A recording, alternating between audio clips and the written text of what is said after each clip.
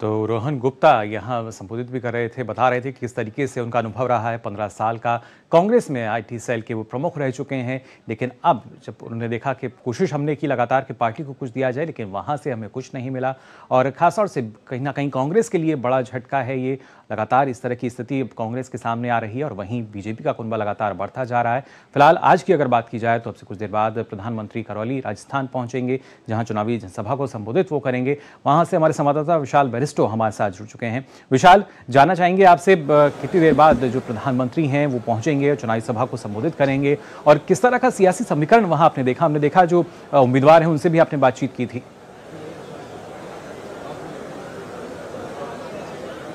देखिए मुकुल, कुछ ही देर में प्रधानमंत्री यहाँ पर पहुंचेंगे और करौली धौलपुर एक लोकसभा कॉन्स्टिट्यूंसी है। हालांकि ये दो अलग अलग डिस्ट्रिक्ट है और करौली जो बड़ा स्ट्रेटेजिकली सिचुएटेड है क्योंकि एमपी और यूपी दोनों की सीमाएं यहाँ से लगती हैं। कल मैं जब बीजेपी के उम्मीदवार से बात की थी तो उन्होंने कहा था कि प्रधानमंत्री का धन्यवाद कि उन्होंने 33% आरक्षण के नाम पे एक महिला को कैंडिडेट दिया है और 2 बार के सिटिंग एमपी का टिकट काटा है बीजेपी ने। जो राजौरिया बीजेपी के विनिंग कैंडिडेट थे, 2 बार एमपी बन के आए थे, वो उनका टिकट काट दिया गया।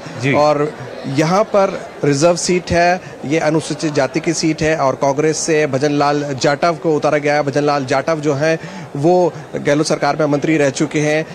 जब हम बात करते हैं मुद्दों की तो रेल नेटवर्क का एक बहुत बड़ा इशू है यहाँ पर कि अभी तक यहाँ पर ट्रेन नहीं पहुँच पाई है और बीजेपी प्रधानमंत्री की फेस वैल्यू पर टिकट मांग रही है। मैं आपको बता दूं कि प्रधानमंत्री का आज का ये जो राजस्थान का दौरा है ये 4था दौरा होगा। कोटपुतली से उन्होंने शुरुआत करी, कोटपुतली से चूरू, चूरू से पुष्कर जो अजमेर के अंदर आता है और अब यहाँ पर वो पहुँचने वाले हैं करौली धौलपुर में।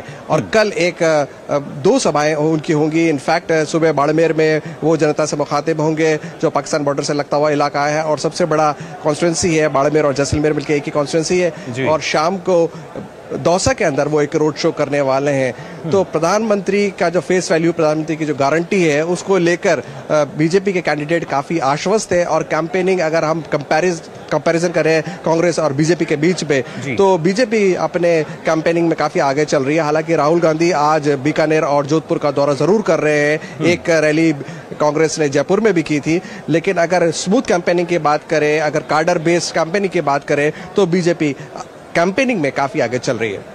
जी बिल्कुल विशाल, कैंपेनिंग में जिस तरीके से आपने बताया जो बीजेपी है आगे चल रही है। और अब से कुछ देर पहले हम दिल्ली में बीजेपी मुख्यालय में प्रेस कॉन्फ्रेंस हो रही थी तो वहाँ भी इस बात का जिक्र किया गया कि जो विपक्ष है उसके तो कैंपेनिंग में भी अशोभनीय भाषा का इस्तेमाल किया जा रहा है प्रधानमंत्री के लिए। लेकिन जिस तरीके से अगर देखा जाए जिन्हें उम्मीदवार बनाया गया है, जो इंदु देवी हैं, उनकी अगर प्रोफाइल की खास तौर से बात की जाए, एक प्रधान होने के नाते कहीं ना कहीं एक हम देख सकते हैं कि किस तरीके से जो काम कर रहा है और जो विकास की सोच रखता है तो उसको कहीं ना कहीं बीजेपी की तरफ से तवज्जो दी गई है और उनको टिकट दिया गया है। जैसा आपने बताया कि जो पिछले सांसद थे उनका टिकट काट के।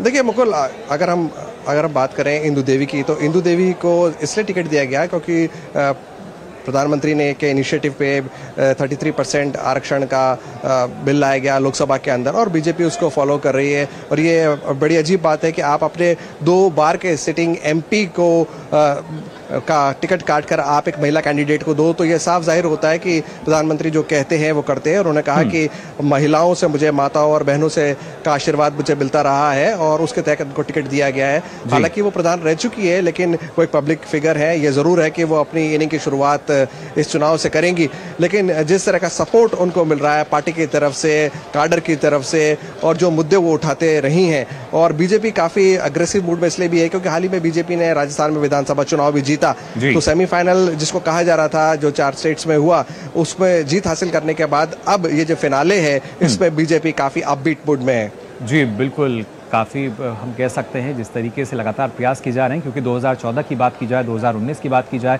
लोकसभा चुनाव में हमने देखा था कितना बेहतर प्रदर्शन बीजेपी की तरफ से यहाँ किया गया था। फिलहाल विशाल, आपका बहुत बहुत शुक्रिया। दोबारा आपसे अपडेट लेंगे जब प्रधानमंत्री वहाँ पहुँचेंगे और इस चुनावी जनसभा को संबोधित करेंगे। बहुत बहुत शुक्रिया आपका हमारे साथ जुड़ने के लिए।